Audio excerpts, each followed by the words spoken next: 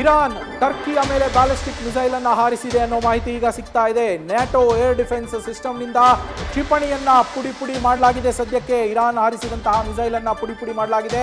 Iraq ಮತ್ತು Syria ವಾಯು ಪ್ರದೇಶದಲ್ಲೇ ಧ್ವಂಸ ಮಾಡಲಾಗಿರುವಂತದ್ದು NATO ಸದಸ್ಯ ರಾಷ್ಟ್ರದ ಮೇಲೆ ಇದೇ ಮೊದಲ ಅಟ್ಯಾಕ್. ಹೀಗಾಗಿ ಯುದ್ಧಕ್ಕೆ ನ್ಯಾಟೋ ಸದಸ್ಯ ರಾಷ್ಟ್ರಗಳು 32 ರಾಷ್ಟ್ರಗಳಿದಾವೆ.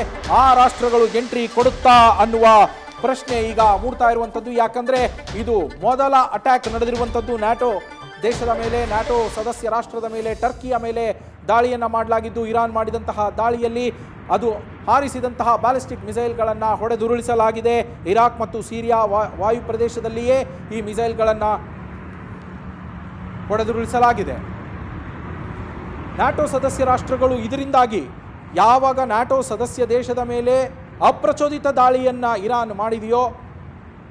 ಇರಾನ್ ಯಾವಾಗ ಮಾಡಿದೆಯೋ ಇದರಿಂದಾಗಿ ಈಗ ಇರಾನ್ ವಿರುದ್ಧ ನ್ಯಾಟೋ ರಾಷ್ಟ್ರಗಳು ಕೂಡ ದಾಳಿಯನ್ನು ಮಾಡ್ತಾವ ಅನ್ನುವ ಪ್ರಶ್ನೆ ಮೂಡಿರುವಂಥದ್ದು. ನ್ಯಾಟೋ ರಾಷ್ಟ್ರಗಳು ಯಾವ್ಯಾವು ಅಂತ ನಾವು ನೋಡ್ತಾ ಹೋದರೆ 32 ರಾಷ್ಟ್ರಗಳಿದ್ದಾವೆ. ಅದರಲ್ಲಿ Albania, Belgium, Bulgaria, Canada, Croatia, ಚೆಕ್ Republic, Denmark, Estonia, Finland, France, Germany, Greece, Hungary, Iceland, Italy, Latvia, Lithuania, Luxembourg, Montenegro, Netherlands, North Macedonia, Norway, Poland, Portugal, Romania, Slovenia, Spain, Sweden, Turkey, United Kingdom ಹಾಗೆ United States. 1949ರಲ್ಲಿ ಆಗಿರುವಂತಹ NATO ಒಪ್ಪಂದ 1949ರಲ್ಲಿ America, UK, ಐರೋಪ್ಯ ರಾಷ್ಟ್ರಗಳೇನಿದ್ದಾವೆ ಅವುಗಳ ನಡುವೆ ನಡೆಯುವಂಥದ್ದು. ಮೊದಲಿಗೆ ಇದರ ಪ್ರಮುಖ